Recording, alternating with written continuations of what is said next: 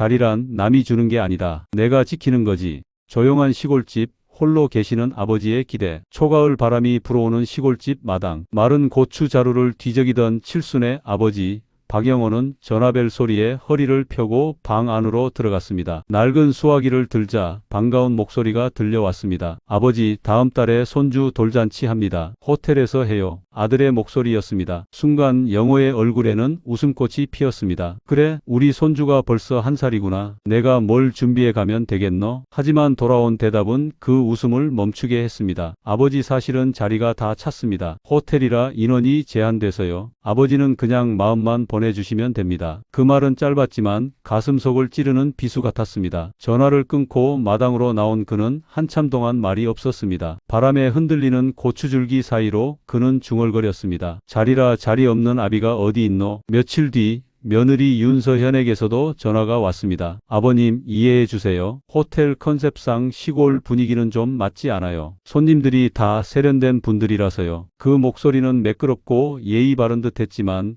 결국 당신은 우리 자리에 그림에 맞지 않는다는 선언과 같았습니다. 그날 밤 영호는 서랍 깊숙이 손을 넣어 작은 보자기를 꺼냈습니다. 낡은 나무로 깎아 만든 손수 장난감, 그리고 세월 동안 차곡차곡 모은 통장 한 권. 그는 거울 앞에 섰습니다. 주름진 얼굴, 낡은 셔츠, 하지만 눈빛은 단단했습니다. 넥타이를 매며 속으로 다짐했습니다. 아비가 자식한테 자리 얻으러 가는 게 아니다. 내 손주 축복하러 가는 기다. 내 이름으로, 내 존엄으로 간다. 촌부에게 호텔은 차가운 문턱. 서울 강남의 한복판, 유리 외벽이 번쩍이는 호텔 앞, 검은 세단들이 줄지어 서 있고 하객들은 고급 양복과 드레스를 차려입고 335 모여 서 있었습니다. 박영호는 낡은 중절모를 고쳐 쓰고 꽃바구니를 품에 안은 채 발걸음을 옮겼습니다. 로비 안은 향수와 샹들리에 불빛으로 가득했습니다. 구두 굽 소리가 차갑게 울렸습니다. 그의 낡은 구두 밑창은 대리석 바닥 위에서 더 선명하게 소음을 냈습니다. 마치 여기는 내 자리가 아니다라고 말하는 듯 했습니다. 어르신, 어디로 가십니까? 검은 양복 차림의 직원이 다가와 길을 막았습니다. 손주 돌잔치에 왔소. 박진수 상무 그 아비요. 직원은 명단을 확인하고 난처한 표정으로 고개를 들었습니다. 손님, 죄송하지만 명단에 성함이 없습니다. 초청객만 입장이 가능합니다. 영호는 순간 멈칫했습니다. 가슴속에서 뜨거운 것이 치밀어 오르지만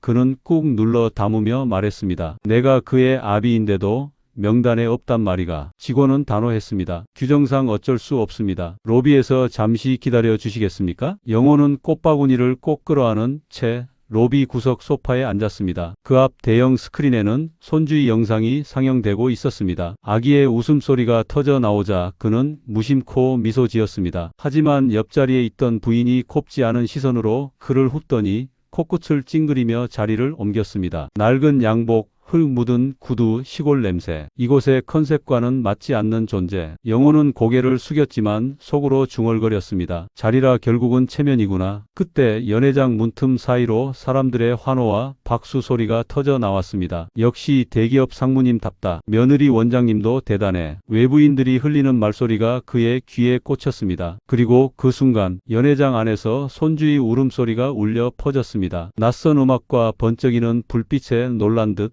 아이가 울음을 터뜨린 것이었습니다. 영호의 손가락이 떨리며 꽃바구니에 리본을 쥐어짜고 있었습니다. 그리고 그는 자리에서 천천히 일어나 연회장 문을 향해 발걸음을 옮겼습니다. 직원이 다급히 막아섰습니다. 손님, 여기 들어가시면 안 됩니다. 영호는 눈을 곱게 뜨고 낮게 말했습니다. 내 새끼 울음소리다. 비켜라. 문이 열리자 샹들리에 불빛이 쏟아지고 카메라 플래시가 반짝였습니다. 순간 수많은 시선이 그에게 꽂혔습니다. 낡은 양복을 입은 노인, 꽃바구니를 들고 걸어 들어가는 모습. 연회장 앞 무대에는 며느리 윤서현이 아이를 안고 있었습니다. 그러나 아이는 울음을 멈추지 않았습니다. 영호는 무대 앞으로 걸어가 꽃바구니를 내려놓고 며느리에게 조심스레 손을 내밀었습니다. 내게 잠깐 안겨보렴. 하레비 품이 낯설진 않을 게다. 순간 술렁이는 하객들. 그러나 며느리는 망설이다가 아이를 건넸습니다. 아이를 품에 안는 순간 놀랍게도 울음은 뚝 그쳤습니다. 작은 손이 영호의 넥타이를 움켜쥐며 옹알거렸습니다. 연회장의 공기가 달라졌습니다. 카메라 셔터 소리가 멈췄고 사람들의 시선이 고요히 모였습니다. 아들 박진수가 다가왔습니다. 체면을 의식한 억지 웃음을 지으며 떨리는 목소리로 말했습니다. 아버지, 여기까지 어떻게? 영호는 짧게 끊었습니다. 내가 내 집에 손 벌리러 온 게 아니다. 내 손주 축복하러 왔다. 그는 아이의 이마에 입을 맞추고 준비해온 보자기를 내놓았습니다. 그 안에는 손수 만든 나무 장난감과 오래 모아온 통장이 들어 있었습니다. 이게 내 마음이다. 아이 키우는데 보탬이 되면 좋고 아니면 그냥 두어라. 그리고는 꽃바구니를 무대 옆에 올려놓고 하객들을 향해 천천히 말을 꺼냈습니다. 부족한 압이라서 자리가 없다고 들었다. 그러나 내 존엄은 내 손으로 지킨다. 그 한마디가 연회장을 가르듯 울려 퍼졌습니다. 아무도 쉽게 말을 잇지 못했습니다. 영호는 아이를 돌려주고